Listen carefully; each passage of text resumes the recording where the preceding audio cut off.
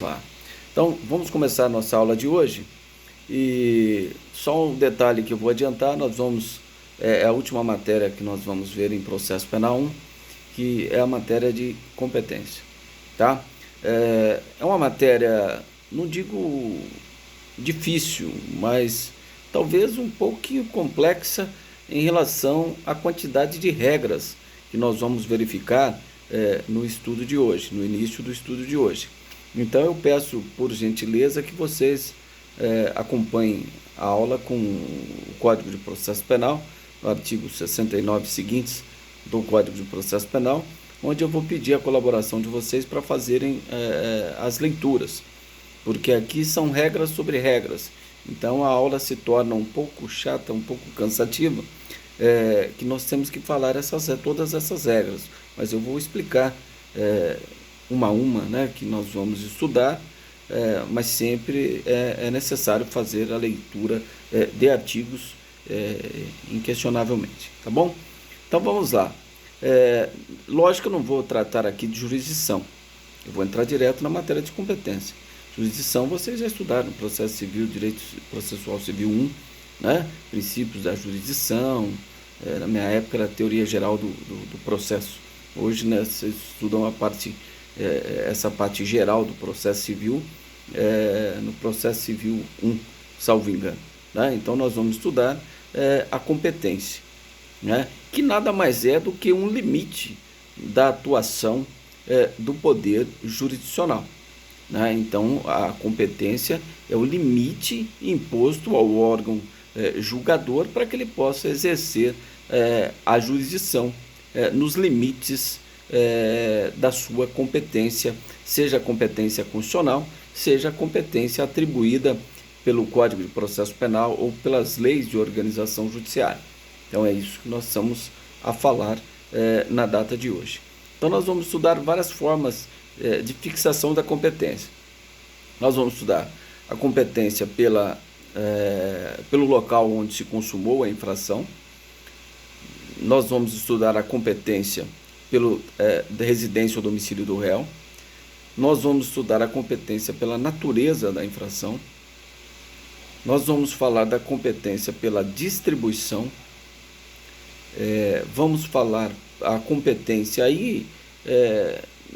Alguns entendem que não é nem forma de fixar a competência, mas é de escolher realmente dentre aqueles juízes igualmente competentes, qual seria o juiz para apreciar aquele caso, né? Então nós vamos falar de prevenção e vamos falar aqui no artigo 83 do Código de Processo Penal, vamos falar da competência também firmada pela conexão, artigo 76 do Código de Processo Penal, continência, artigo 77 do Código de Processo Penal. Vamos falar do foro prevalente, artigo 78 e seguintes. Vamos falar de separação facultativa e separação obrigatória e separação facultativa de processo. E vamos falar também da competência por prerrogativa de função, indicando já aí o novo entendimento do Supremo Tribunal Federal em 2019, onde ele decidiu sobre a competência da Justiça Eleitoral, a competência de prerrogativa de foro para deputados e senadores, uma nova interpretação dada pelo Supremo Tribunal Federal a partir de 2019, certo? Vamos falar tudo isso nesse estudo geral sobre competência, tá? Então, em primeiro lugar, nós vamos falar qual é a regra geral no processo penal. Então, no processo penal, para você saber como que se fixa a competência, a regra número 1 é fixada a competência pelo local onde se consumou a infração penal. Então, olha, se o crime se consumou em Ribeirão Preto, se é um crime de roubo, um crime de furto, quem vai julgar o crime de roubo, o crime de furto é o juiz singular. Então, em Ribeirão Preto, nós temos 5 juízes igualmente competentes, porque o crime se consumou em Ribeirão Preto. Tá? Então, a regra geral no processo penal é essa. O juiz competente será do local onde ocorreu a consumação do crime. Então, o artigo 14, inciso 1 do Código de Processo Penal diz crime consumado quando se reúne todos os elementos da sua definição legal. Então, subtrair para si ou para outra coisa alheia móvel.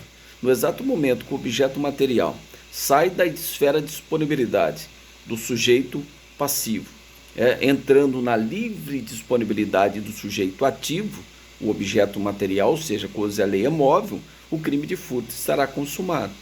Então é nesse momento que eu estabeleço a competência no processo penal, do local onde se consumou a infração penal. Então, consequentemente, a teoria adotada no processo penal como regra é a teoria do resultado. Está lá no artigo 6º do Código Penal, última parte, teoria do resultado. Já se eu fosse falar em juizado especial, ou seja, Lei 9.099 de 95, eu já estaria aplicando outra teoria, que é a teoria da atividade. Considera-se praticado o crime onde praticou ação ou omissão. Artigo 6º, primeira parte do Código Penal. É o que diz o artigo 63 da Lei 9.099 de 95, que estabelece a regra no juizado especial criminal. Então, o juizado especial criminal é diferente. Não é a teoria do resultado, é a teoria da atividade. A competência é estabelecida no local onde foi praticado a infração, ainda que se tenha consumado em outro local. Então, esta é a regrinha, não vamos fazer a leitura para ganhar tempo, mas está lá no artigo 63 da Lei 9.099 de 95. Certo? Então, qual é a regra geral no processo penal? Do local onde se consumou a infração penal. Certo? Esta é a regra número 1. Não sendo possível estabelecer o local onde se consumou a infração, aí nós passaríamos para uma segunda regra, que daqui a pouco nós vamos chegar lá. Qual é a regra? A regra do artigo 72 do Código de Processo Penal, do competência pela residência ou domicílio do réu. Então, não sendo possível verificar o local onde se consumou o crime, aí nós passamos então para a segunda regra, que é o foro de residência ou domicílio do réu, que é a segunda regrinha. Mas antes disso, nós precisamos explorar alguns detalhes nesta primeira regra que eu acabei de falar para vocês. Então, falei da teoria do resultado, que é a regra geral, falei do juizado especial, que é a teoria da atividade, e preciso falar também para vocês nos crimes à distância, ou seja, conforme disciplina o artigo 70, parágrafo 1º do Código de Processo Penal, o crime iniciado no território nacional, se ele consumar fora do território nacional, considera-se competente no Brasil, onde foi praticado o último ato de execução. Então, nesse caso, a teoria seria a teoria da ubiguidade, ou seja, considera-se a ação ou omissão, bem como o local onde se produziu ou deveria produzir o resultado. Então, remete aí ao artigo 88 do Código de Processo Penal também, essa hipótese do artigo 70, parágrafo 1º do Código de Processo Penal. Então, esse caso é chamado de crime à distância. Nós vamos falar mais sobre isso. Então, os crimes à distância, a teoria aplicada, que é o artigo 70, parágrafo 1º do Código de Processo Penal, é a teoria da ubiguidade, ou seja, é a segunda parte do artigo 6º do Código Penal. Então, nós temos lá a teoria da atividade, a teoria da ubiguidade e a teoria do resultado. Essas três teorias. O juizado especial, teoria da atividade. Regra geral no processo penal, teoria do resultado, onde se consumou a infração penal. Nos crimes à distância, conforme eu disse, o artigo 70, parágrafo 1º, aplica-se aí, nesse caso específico, nos crimes à distância, a teoria da ubiguidade. Considera-se praticado o crime onde ocorreu a ação ou omissão, bem como onde deveria ocorrer ou ocorreu o resultado. Certo? Isso é a teoria da ubiguidade. Tudo bem? Então, nós adiantamos um pouquinho essas questões, mas eu preciso falar para vocês em relação a uma questão do crime de homicídio. Então agora nós vamos começar a exemplificar. O crime de homicídio, vamos imaginar o seguinte: o sujeito desfere um disparo de arma de fogo na vítima, lá em Cravinhos. E a vítima é socorrida e vem a falecer no Hospital das Clínicas de Ribeirão Preto. Aí eu pergunto a vocês, qual o juiz competente para aplicar a jurisdição? Aí vocês têm que ir direto na regra geral. Qual que é a regra geral? Do local onde se consumou a infração, onde se consumou o homicídio.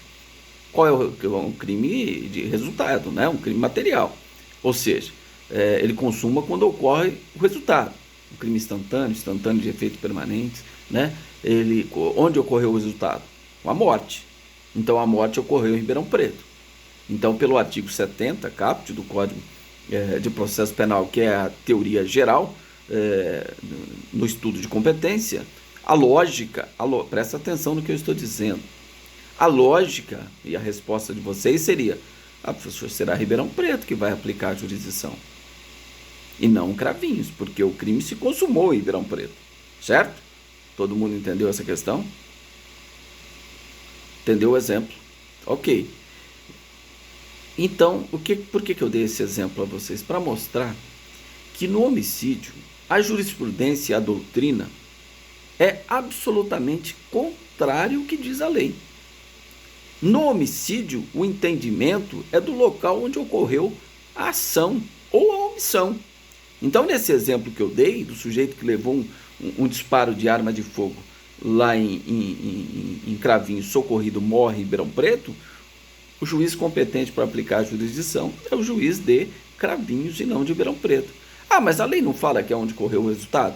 Sim, mas no caso do homicídio é entendimento jurisprudencial, ou seja, seria mais fácil, mais fácil a obtenção da prova, tá? Então, por essa questão, em relação ao homicídio, prevalece a teoria da atividade. Olha que interessante, totalmente contra o que diz a lei.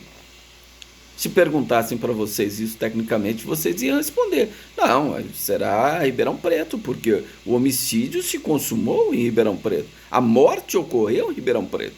Então, a resposta mais lógica é: o juiz competente será o de Ribeirão Preto. Mas não é. Quem já viu na televisão crimes que ocorrem nas cidades vizinhas, aí o sujeito vem para Ribeirão Preto, onde tem grandes centros médicos, e morre aqui em Ribeirão Preto. Mas o competente é o juiz lá daquela cidadezinha, onde ocorreu a ação ou omissão. E isso é entendimento jurisprudencial e doutrinário. É lógico que quem fixou o entendimento é a jurisprudência. Então, não existe nenhuma dúvida ou divergência. Só a lei que diverge. Deveria modificar, dizer: no caso de homicídio é assim. Mas é tão complexa essa questão que, para vocês terem uma ideia, que no crime de aborto, né, que é a interrupção da gravidez com a morte do produto da concepção, né, a definição, nós podemos dizer assim, a grosso modo, a definição do crime de aborto, o Tribunal de Justiça de São Paulo entende que o foro competente é do local onde ocorreu a ação ou omissão, e não onde ocorre a morte do feto. Então, se a mãe começa vamos imaginar o seguinte: toma um remédio dolosamente para fazer o aborto.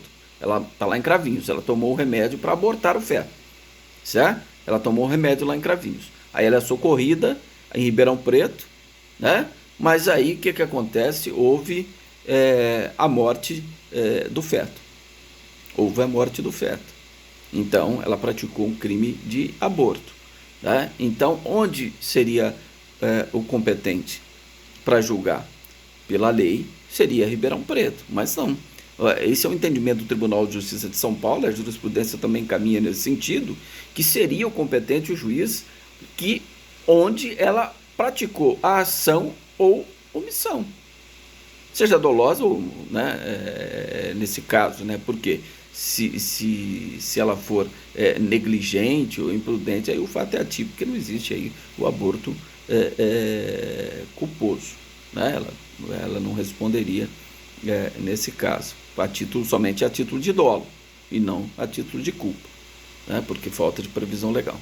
tá certo? Então, nesse caso do aborto também seria Cravinhos e não Ribeirão Preto, nesse exemplo que nós colocamos, tá? Nos crimes de tentativa também está previsto aí no artigo 70, salvo engano, o parágrafo 2º ou 3º aí do artigo 70 do Código de Processo Penal, nos crimes tentados, onde foi praticado o último ato de execução, né? Então, no exemplo, o sujeito vem perseguindo a vítima, dá um disparo de arma de fogo lá em Cravinhos, o sujeito vai para Serrana, ele daria outro disparo de arma de fogo lá em Serrana, e o sujeito é socorrido em Ribeirão Preto e não morre. Foi uma tentativa de homicídio, né? Pela lei, seria onde praticou o último ato de execução. Onde praticou o último ato de execução? Seria Serrana. Seria o juiz competente para aplicar a jurisdição. Mas nesse entendimento, voltando para o crime, o entendimento que no homicídio é a teoria da atividade, em relação à tentativa de homicídio, a mesma coisa. O competente seria o juiz de Cravinhos. Ainda que ele praticou o último ato de execução em Serrana, considera-se onde ele deu início à execução, que foi Cravinhos. Ele efetuou o primeiro disparo, perseguiu a vítima, em Serrana deu o segundo disparo. Pela lei seria Serrana, mas uma interpretação jurisprudencial em relação ao crime de homicídio, nesse caso seria Cravinhos, e não Serrana, tá? Certo? Via de regra, nos crimes tentados, onde foi praticado o último ato de execução, certo? Exceto nesse caso de homicídio que nós acabamos de exemplificar, que a jurisprudência interpreta a contratexto legal, né? Ela, diferentemente do que diz a lei, a interpretação jurisprudencial é o inverso, é a teoria da atividade nos crimes de homicídio e não a teoria do resultado, ou seja, onde ocorreu a morte, e sim onde ocorreu a ação ou a omissão, certo? Tudo bem? Então vamos exemplificar alguns outros crimes também. Nos crimes praticados na divisa de duas comarcas, né, não se podendo estabelecer, por exemplo, comarca de Sertãozinho e Ribeirão Preto. Eu não sei nem onde fica a divisa, mas sei lá, pelo pedágio aí, aquele pedágio de Sertãozinho, mais ou menos por ali, sei lá, um pouco mais, um pouco menos, eu não sei. Mas vamos imaginar que há uma divergência sobre o limite desta comarca, se é Ribeirão Preto ou Sertãozinho. Então, se houver dúvida, né, se o crime se consumou na comarca de Sertãozinho ou de Ribeirão Preto, aí entra a regra geral. Qual que é a regra geral? A regra geral é a prevenção. O juiz que primeiro tomar conhecimento do fato, primeiro tomar conhecimento praticando algum ato no processo, ainda que anterior ao oferecimento da denúncia ou queixa, ele se torna prevento. Então, nesse caso, vamos imaginar que o sujeito que matou foi preso e apresentado lá à autoridade de Sertãozinho e comunicou o juiz de Sertãozinho. Então, o juiz de Sertãozinho praticou algum ato, então ele se tornou competente. Tá? Então, toda vez que praticado na divisa de duas comarcas, não se podendo estabelecer o local onde a comarca que se consumou a infração penal, aí cai na regra geral do artigo 83, que é a regra da prevenção. 2 ou mais juízes igualmente competentes, aquele que primeiro tomar conhecimento do processo praticando algum ato, ainda que seja anterior ao oferecimento da denúncia ou queixa, ele se tornará prevento para aplicar a jurisdição. Isso é prevenção nos termos do artigo 83 do Código de Processo Penal, certo? Estou falando olhando para a esquerda que eu estou gravando a aula no celular, tá? Que depois será disponibilizado para vocês. Tudo bem? Vamos lá, então. Exemplificamos, né, algumas essas questões importantes aí do homicídio, que é uma exceção à regra geral. Agora vou falar para vocês sobre o artigo 71 do Código de Processo Penal. Nos crimes permanentes e nos crimes continuados, vamos verificar essa questão, é importante. Vamos imaginar o seguinte: a vítima, o crime de sequestro, que é um crime permanente. Então, a vítima é arrebatada em Ribeirão Preto, tá? E levada para Franca, onde existe o cativeiro. E aí a vítima está no cativeiro. Se passaram 30 dias. E aí a polícia de Franca chegou até o cativeiro e prendeu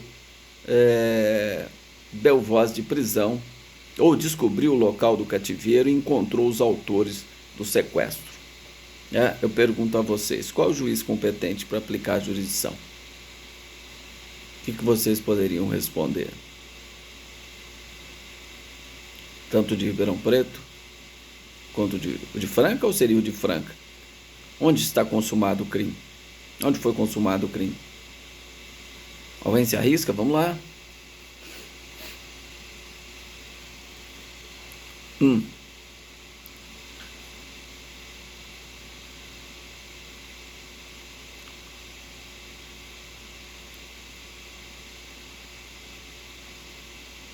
David.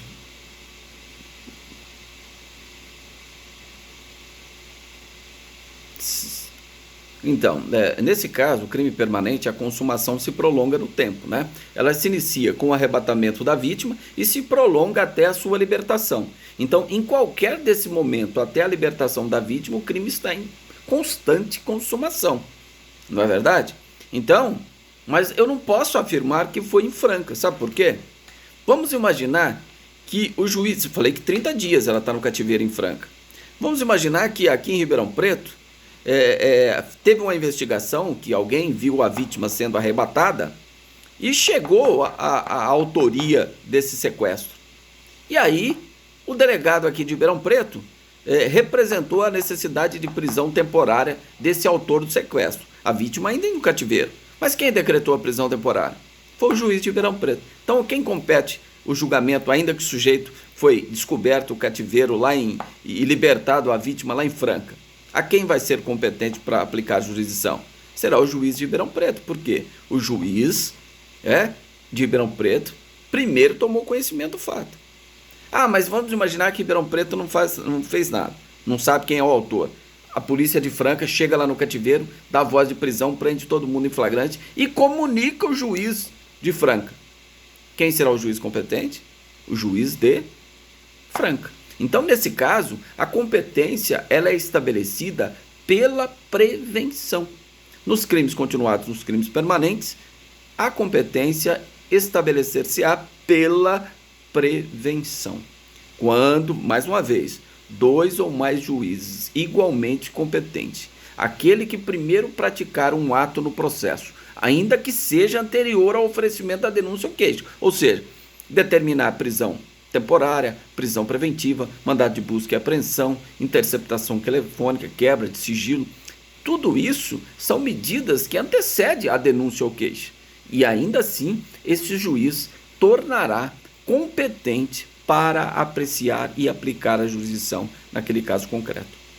Certo? Então, viram a importância desta regra da prescrição, da prevenção, que é uma regra geral. É uma regra geral nesse estudo que nós estamos falando. Né? Então, onde não se... E nós vamos falar isso várias vezes, em várias situações. Quando não se puder chegar uma regra clara de competência, de estabelecer qual é o juiz competente, nós caímos na regra geral. Qual que é a regra geral? Prevenção. Essa vai ser a última hipótese. Chega na prevenção. O juiz que primeiro tomar conhecimento praticando algum ato anterior ao oferecimento da denúncia ou queixa se tornará competente. Certo? Tudo bem? Alguma pergunta até aí? Alguma dúvida? Vamos dar alguns exemplos também para vocês entenderem melhor e algumas questões doutrinárias também, né? Vamos imaginar o estelionato. Estelionato é um crime de resultado duplo, né? Prejuízo, vantagem ilícita e prejuízo alheio. Então é um crime material de resultado duplo, vantagem ilícita e prejuízo alheio, tá? Mas vamos imaginar na modalidade de cheque sem fundo, certo? Então eu tenho uma conta corrente em Ribeirão Preto, certo? Fui até São Paulo, fui numa loja lá em São Paulo, lá na 25 de março, e emitir um cheque ciente que não tinha fundos, ou seja, sem provisão de fundos. Então, emiti um cheque sem fundo lá em São Paulo. E fiz uma compra lá do comerciante, dei o cheque e vim embora, sabendo que o cheque não ia ter fundo. E isso aconteceu, né? Então, ocorreu um crime de estelionato na modalidade cheque sem fundo. Então, eu pergunto a vocês, qual juiz competente para aplicar a jurisdição? Seria Ribeirão Preto ou seria São Paulo? O que vocês acham?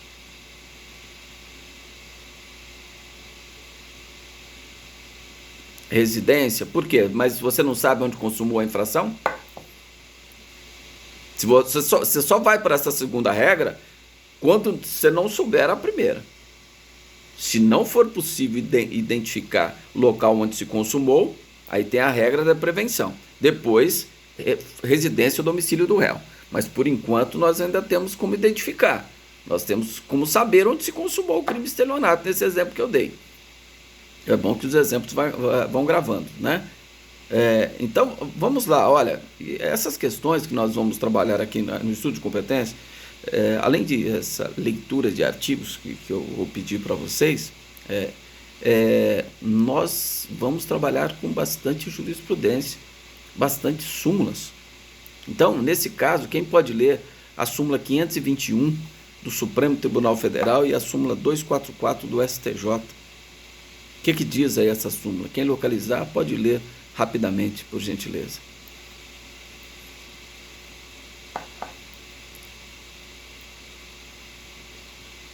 Vamos lá. Súmula 521 do STF, 244 do STJ.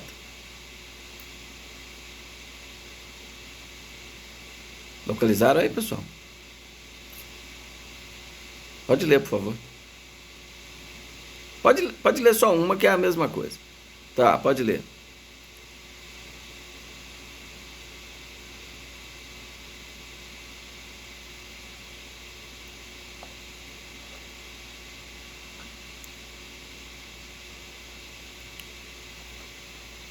Então, nesse exemplo dado, qual o gerente que vai falar assim, ó, vou devolver esse cheque que não tem fundo? Aonde que eu tenho conta? Ribeirão Preto. Então será a agência de Ribeirão Preto, onde houve a recusa. O gerente vai falar, ó, recuso, não vou compensar esse cheque. Certo? Então, nesse caso, aplica-se a súmula 521 do STF e súmula 244 do STJ. Então, essa questão é importante, né? Você lembrar, ó, falou em cheque sem fundo, tem uma súmula que fala sobre a competência. Tá? Essa súmula é importante. Agora, se eu pratico um estelionato lá na conversa, eu vou com um documento falso, né? Um cheque, por exemplo, falso, e consigo dar um golpe, lá em São Paulo, causando um prejuízo à pessoa, né? Nesse caso, eu cometi um crime de estelionato, porque nesse caso o falso se exauriu no estelionato. Então eu cometi um estelionato. Onde ocorreu o resultado do estelionato? São Paulo. Qual é o juiz competente? São Paulo. Certo? Quando eu uso um cheque falso. Tá? Ah, mas por que o falso eu não respondo por 2 crimes? Não. Você responde só pelo estelionato. Porque nesse caso, o falso se exauriu no estelionato, sem maior potencialidade lesiva. Né? Isso é o teor, vocês já devem ter estudado. Quem estudou parte especial, direito penal, certamente impossível não tenha ter sido falado para vocês essa súmula 521, 244 e a súmula 17 do STJ, que cai em concurso público, é uma súmula importantíssima, que diz: quando o falso se exaure no estelionato sem maiores potencialidades lesivas, por esse é absorvida. Esse é o teor da súmula 17 do STJ. Isso significa o quê? Se eu fui com esse cheque, uma folha de cheque falso, cheque é falso, vou lá no comerciante e faço a compra lá em São Paulo. Então eu falsifiquei um documento particular, é público por equiparação. Né? A lei fala que o cheque é documento público por equiparação. Tá? Então eu falsifiquei esse cheque. Quando eu passo ele para o comerciante, tem como eu continuar dando mais golpes com aquele cheque? Não, porque ele ficou retido lá com o comerciante. Então, nesse caso, eu afirmo que o falso se exauriu no estelionato. Você não responde por dois crimes: o crime de falsidade, uso de documento falso, e o crime de estelionato. Nos termos da súmula 17, você responderia somente por estelionato. Agora, é diferente você falsificar, por exemplo, um RG, né? Ou um cartão de crédito, onde você vai lá no comerciante, passou lá, você falsificou o nome de outra pessoa, entrou na conta de outra pessoa, você usou, deu um golpe, tá, foi lá, usou de novo outro comerciante, outro golpe, ele te devolve o cartão. Então, nesse caso, o falso não exaure no estelionato. Ou você falsificar um RG, por exemplo, um CPF, para abrir uma conta lá no comerciante para ele emitir um boleto. Você vai com aquele RG e CPF falso num comerciante, deu um golpe. Ele vai te devolver aquele documento falso? Vai. Você vai em outro comerciante e dá um golpe. Então, nesse caso, você responderia por dois crimes. Você responderia por uso de documento falso e responderia também por estelionato. Porque, nesse caso, o falso não se exauriu no estelionato. Tá? Então, nesse segundo exemplo, inaplicável a súmula 17 do STJ, certo? Tudo bem? Isso é uma questão importante, né? Isso aí vocês devem saber e ter em mente essas três súmulas que nós referenciamos: súmula 17, 244 do STJ, 521 do STF, tá? Que fala sobre estelionato, fala sobre cheque sem fundo, tá? Tudo bem?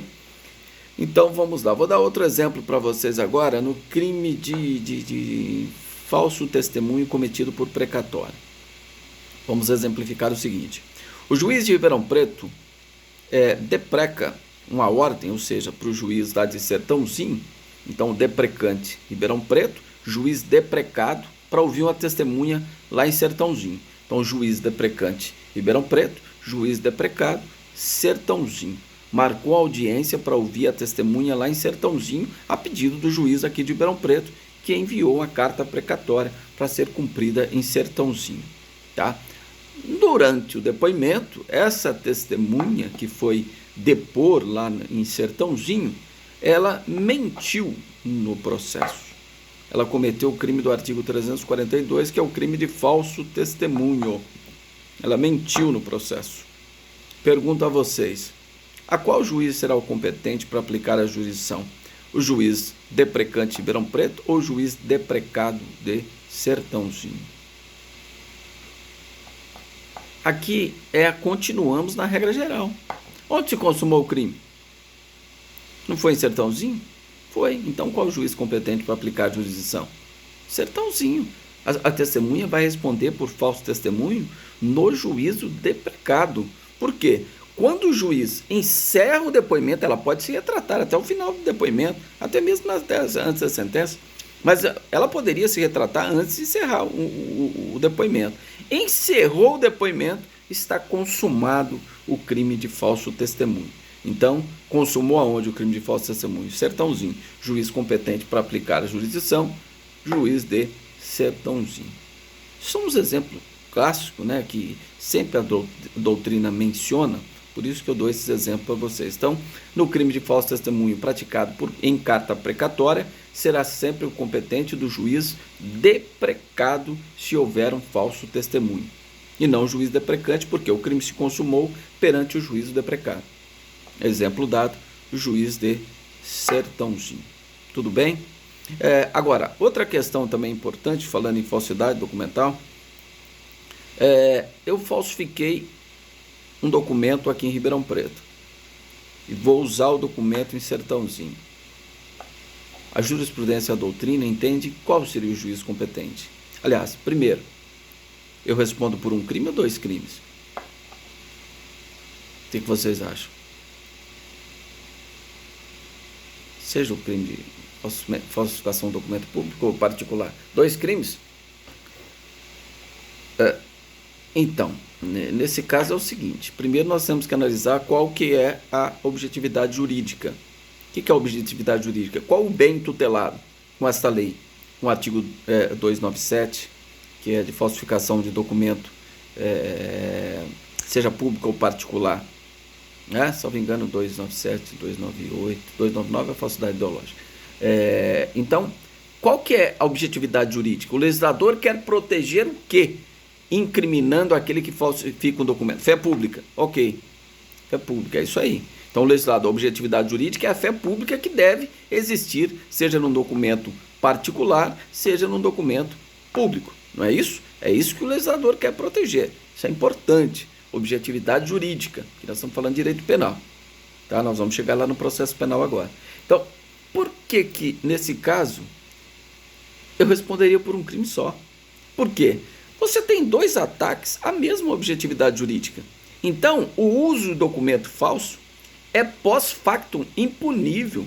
Por quê? Você está fazendo dois ataques numa objetividade jurídica só, que é a fé pública. Então, o legislador, o juiz vai mensurar na hora de aplicar a pena, levando isso como circunstância o quê? Judicial. Mas eu responderia só pela falsificação e não responderia pelo uso. Por quê? O uso é pós-factum impunível. Se eu fui o falsificador. Agora, se é um terceiro que falsificou e eu vou usar o documento lá em Sertãozinho, aí o sujeito que falsificou vai responder por falsificação do documento e eu respondo por uso de documento falso. Certo? Aí é diferente. Agora, se eu fui o falsificador e eu que usei o documento que eu falsifiquei, eu não posso responder por dois crimes. Eu respondo só pela falsificação. O uso é pós-facto impunível. Nesse caso, o juiz só ia levar em conta esse comportamento na hora de fazer a dosimetria da pena. Ele ia analisar essa circunstância judicial, além dele falsificar, ele ainda usou. Então eu vou dar a pena dele acima do mínimo. Certo? Tudo bem? Então essa é uma questão também interessante que não pode esquecer. Agora, se é o terceiro que foi falsificador, aí é evidente, se eu usar aquele documento, eu vou responder por uso de documento falso. Tudo bem? Se não, o juiz competente será o do local onde ocorreu a falsificação. Certo? E não onde houve o uso, onde ocorreu a falsificação. Tudo bem? Importante essa questão também, né? Essas questões de estelionato, documento falso, isso é questão de concurso. Isso aí sempre pergunta essa questão. E se você ler a doutrina com calma, tanto a doutrina de processo penal, nesse estudo que nós estamos fazendo, de competência, quanto o direito penal, lá na parte especial, que trata do estelionato e o crime de falsificação de documento, vocês vão encontrar essa matéria lá disciplinada e esses exemplos que eu estou passando para vocês. Tá? E último, para a gente encerrar, vamos ver se vocês estão bons aqui, eu estou só testando praticamente o direito penal, né?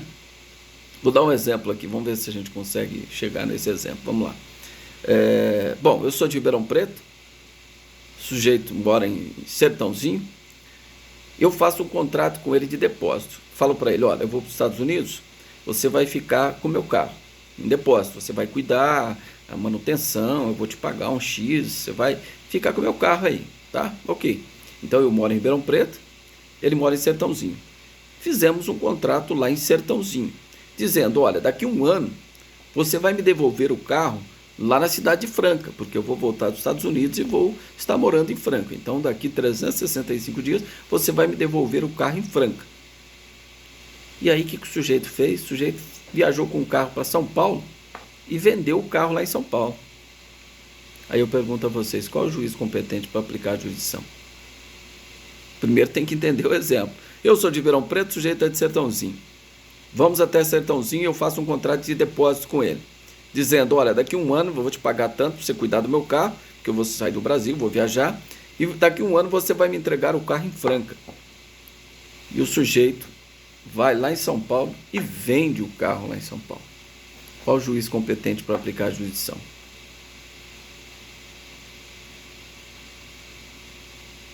Vamos lá, o que vocês acham? Pode falar, pessoal, não tem importância errar.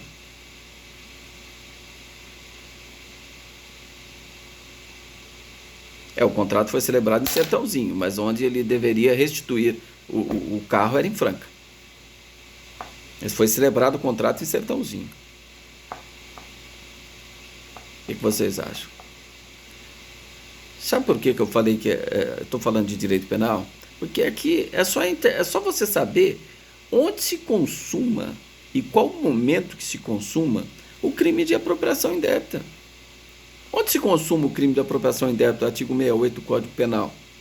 Quando há inversão do título da posse, o sujeito age como se fosse dono. Onde que ele agiu? Onde que ele agiu como se fosse dono do veículo? Inverteu o direito aí de posse. Não foi em São Paulo? Que ele vendeu o carro? Então o juiz competente seria o juiz de São Paulo. Porque lá que houve inversão, né? Ele agiu como se fosse dono. Então, nesse momento, ocorreu o crime de apropriação indébita. Agora, se tivesse passado um ano, ele não restituísse o carro lá em Franca, aí é negativa de restituição.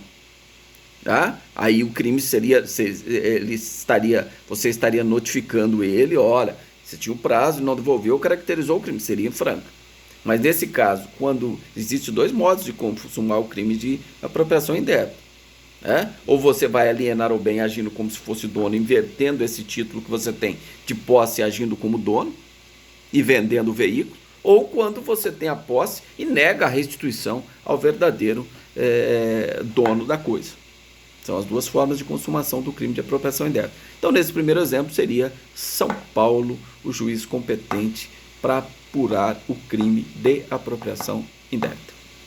Certo? Viram como que não tem dúvida? Aí é direito penal. Porque aqui eu estou na regra geral. Acabei de explicar a regra geral. Qual que é a regra geral?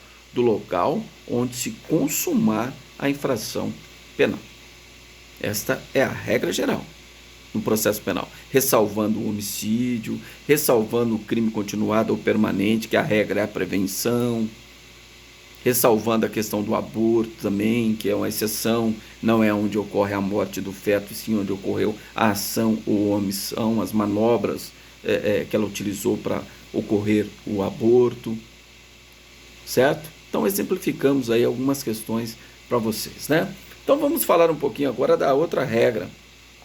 E antes de definir o novo Código de Código Civil, novo Código é 2002, né? Vai para mais de quase 10 anos.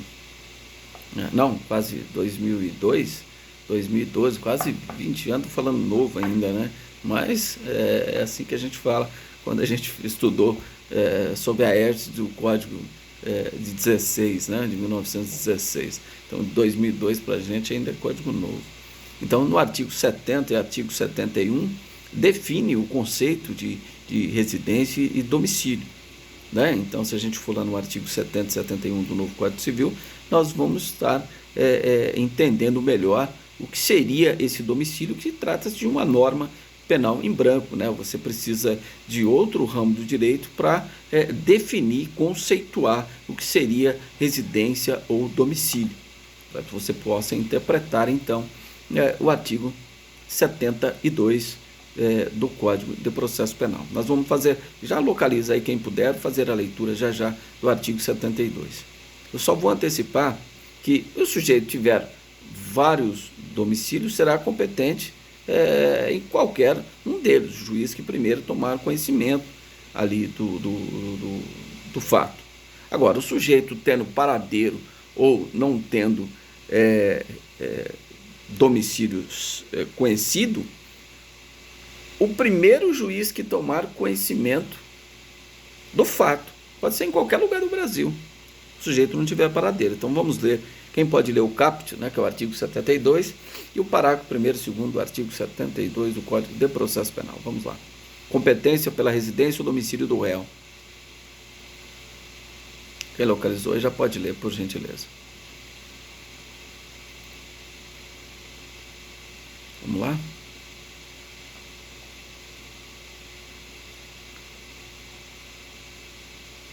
Pode ler, por favor.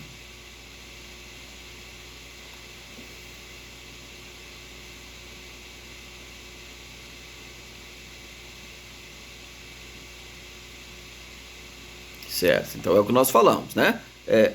Fica aí que o senhor vai ler para a gente mais os parágrafos aí. É o que nós falamos. Você só passa para a segunda regra quando você não conhece a primeira. Qual que é a primeira? O local onde se consumou a infração. Se eu não sei o local onde se consumou a infração, aí então nós passamos para a segunda regra, que é pela domicílio ou residência do réu. Tá? Que diz o parágrafo primeiro.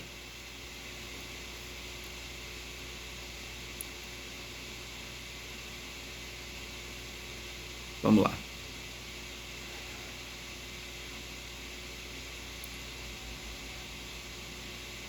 Certo? Então, ó, se ele tem mais de uma residência. Eu tenho residência em Ribeirão Preto e em Sertãozinho. Mas qual juiz competente? Tanto faz. O que primeiro tomar conhecimento do fato praticando algum ato do processo.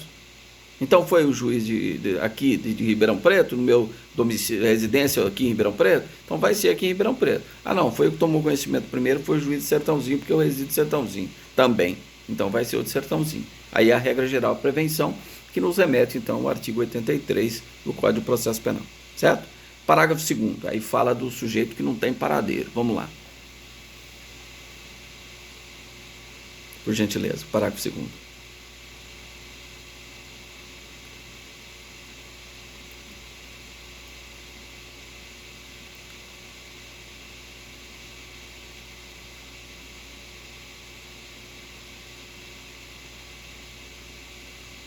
Certo? Então aqui, ó, não importa, né? Mas o crime consumou aqui em Ribeirão Preto. Peraí, mas o sujeito anda pelo Brasil inteiro. Ele não tem domicílio, certo? É ignorado o domicílio. O juiz de São Paulo tomou conhecimento daquele fato. Então qual juiz competente? Vai ser o de São Paulo. Porque o sujeito não tem residência ou domicílio certo e não se conhece o local onde se consumou a infração, porque se conhece o local que se consumou a infração, aí é a regra número 1. Aqui nós estamos na regra número 2. Certo? Então, se for para... o sujeito não tem domicílio, residência certa, ou foi ignorado seu paradeiro, o juiz que primeiro tomar conhecimento do fato. Basta que ele tome conhecimento do fato. Não é necessário nem que ele pratique algum ato. Ele tome conhecimento do fato, que chega até o conhecimento do juiz. Ele será, então, a partir daí, o juiz competente para aplicar a jurisdição. Certo? E agora... é muito importante esse artigo, porque aqui é uma exceção da exceção. Presta atenção.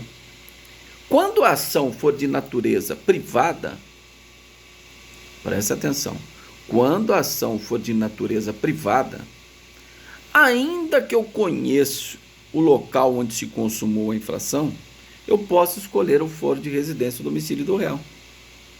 Vamos imaginar o seguinte, eu moro em Ribeirão Preto, o sujeito mora em Sertãozinho. Então, nós estamos aqui numa reunião, o sujeito ofende a minha honra. Então, consumou-se um crime contra a honra. No exato momento, é um crime formal. O sujeito atribui uma qualidade negativa à minha pessoa, é um crime formal. Não é necessário que eu me sinta ofendido. Basta o sujeito dizer, olha, você é um estelionatário. Qualidade negativa de ser estelionatário, injúria do artigo 140. O crime se consumou naquele momento que ele disse. Tanto que nesse crime formal não admite a tentativa a não ser na forma escrita. Por circunstância alheia, aquela carta que ele mandou injuriando para mim foi extraviada.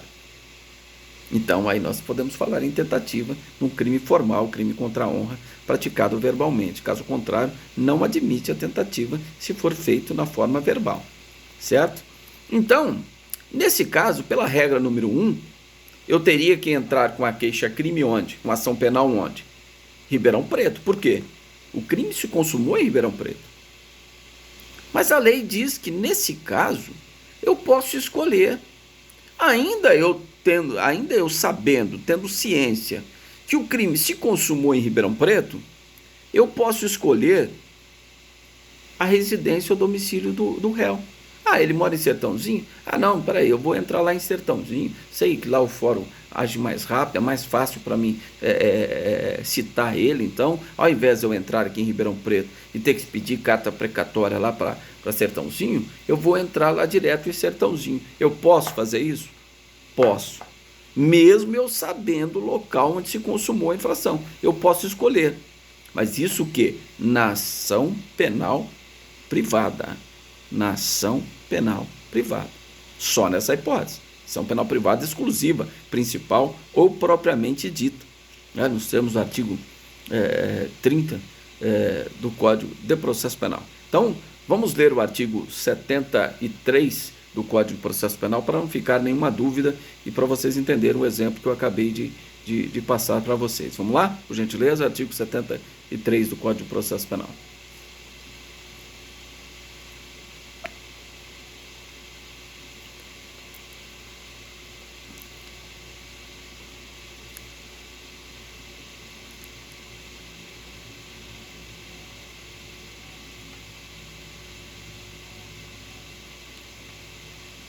Foi isso, obrigado. Foi isso que eu acabei de explicar? Exatamente isso, né? O exemplo que nós demos foi exatamente isso. Então, olha, você tem que saber que na ação penal privada é uma exceção da exceção. Ainda que eu conheço e sei da primeira regra, ou seja, que o crime se consumou aqui em Ribeirão Preto, eu ainda posso escolher, se o sujeito mora em Sertãozinho, eu posso excepcionar a primeira regra e escolher a segunda hipótese. Olha, eu vou entrar aqui escolhendo a residência ou domicílio do réu, que é em Sertãozinho. Então, o querelante pode escolher no caso de ação penal privada, principal, exclusiva ou propriamente dita. Certo? Tudo bem? Então, nós falamos sobre a competência pela domicílio ou residência do réu. Tá? Pergunto a vocês, até agora, de tudo que nós falamos aí, sei que eu falo bem rápido, né? Alguém tem alguma pergunta a fazer, algum esclarecimento? Professor, eu não entendi isso, pode voltar a explicar. Alguém tem alguma pergunta a fazer? Porque aqui nós caminhamos assim, sempre aqui vai complicando, agora para frente vai complicando, regras em cima de regras. Tudo bem? Está dando para caminhar? Entender? Então nós vamos falar só mais um artigo e eu termino a aula de hoje. Tudo bem? Então vamos falar só do artigo 74 do Código de Processo Penal, que é a competência pela natureza da infração. Então, aqui nós podemos falar da competência do Tribunal do Júri, né? Nós podemos falar da competência da Justiça Militar, está no artigo 125, salvo engano, parágrafo 2º do Código da Constituição Federal, a competência da Justiça Militar. Então, é o crime em relação à natureza da infração. Por exemplo, crimes de competência do Tribunal do Júri, está aí no artigo 74. Quais são? Está lá no artigo 5º da Constituição Federal. Então, isso também vocês, a partir de agora, não tem como não saber, né? Os crimes de competência do Tribunal do Júri. Todos os crimes dolosos, tentados ou consumados contra a vida. Então nós temos o homicídio, nós temos o infanticídio, nós temos a participação em suicídio e nós temos o crime de aborto. Dolosos, né? Tentados ou consumados contra a vida. Então, esses crimes são...